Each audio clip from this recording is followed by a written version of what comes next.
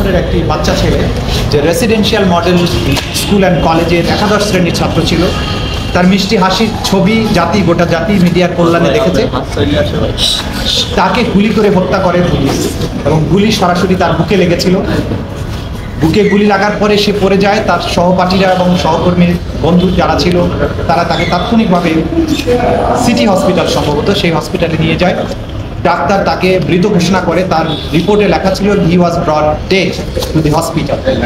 তার মানে হচ্ছে হাসপাতালে নেওয়ার আগেই তার মৃত্যু হয়েছিল, এবং গান শটে তার মৃত্যু হয়েছে, সেটা তার ডেথ সার্টিফিকেটে লেখা আছে। ফারহান ফাইয়াজ এই আন্দোলনে আসার আগে তার ফেসবুকে একটা স্ট্যাটাস দিয়েছিল, সেটা হচ্ছে যে এমন জীবন গড়ো যাতে মৃত্যুর পর মানুষ মনে রাখে। ফারহান ফাইয়াজ নিজের জীবন দিয়ে তার এই স্ট্যাটাসের সত্যতা প্রমাণ করে গেছে। সে এমন জীবন গড়েছিল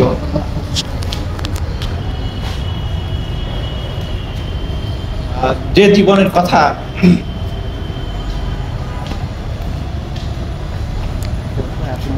জাতি হিসাবে আমরা মনে রাখবো। কারণ 18 বছরের একটা বাচ্চা ছেলে দেশের জন্য যেভাবে জীবন দিয়েছে,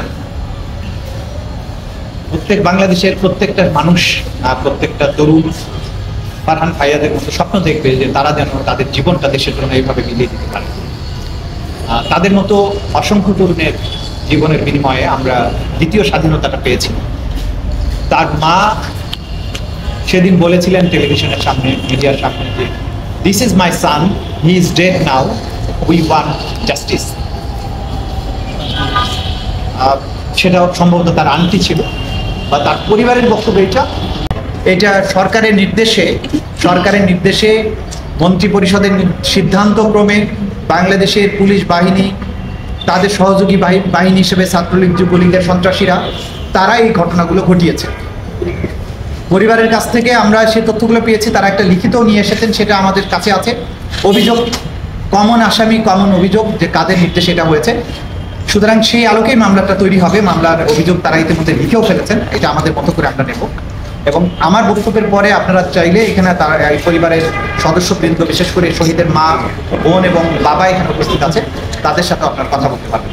তা আমাদের পক্ষ থেকে আজকে যেটা বলার সেটা হচ্ছে যে আপনাদের ব্যক্তিগতভাবে যার যে স্টোরি আছে এই দ্বিতীয় মুক্তিযুদ্ধের সময়কার, সেগুলো আমাদের প্রসিকিউশন টিমের কাছে আপনারা জমা দিতে পারবেন। আমরা সেগুলো যথাযথ ব্যবস্থা গ্রহণ করি।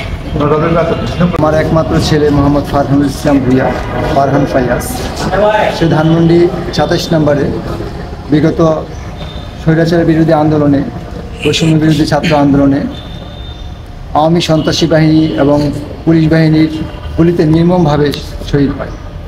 আমি আমার একমাত্র ছেলের হত্যার বিচারের জন্য আমি আদালতের শরণাপন্ন হয়েছি।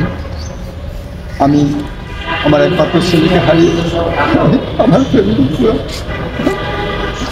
আমরা এমন ব্যথা দেখিত, পিতার কাঁধে ছেলের লাশ, এর চেয়ে ভারী বস্তু পৃথিবীতে আর কিছু না।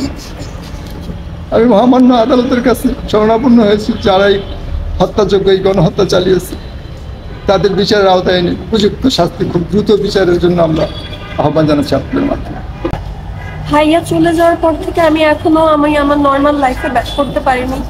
আমার প্রতিটা মুহূর্তে, প্রত্যেকটা ফোন আমি আমার ভাইয়ের স্মৃতি আমার ভেসে ওঠে। তার স্মৃতিতে আমি সবসময় যখন মনে পড়ে আমার মন সারাক্ষণ ওর জন্য কাঁদে। আমি এখন পর্যন্ত আমার পড়ালেখা শুরু করতে পারিনি। আমি আজকে আদালতে এসেছি আমার পরিবারের সাথে। আমি চাই যে আমার ভাইয়ের যেন উপযুক্ত বিচার হয়, এই জিনিসটা যেন ঝুলে না থাকে, উপযুক্ত যেন বিচার হয়, এর জন্য আমি এসেছি। ভাইয়ের সাথে শেষ ও যেই দিন আন্দোলনের যে 18 জুলাই ও যেদিন শহীদ হয়, তার আগের দিন ও রাতের বেলা পিৎজা অর্ডার করার পর তখন ও পিৎজা আমাকেও দেয়, আমার সাথে শেয়ার করে, তখন আমার সাথে ওর লাস্ট কথা হয়েছে।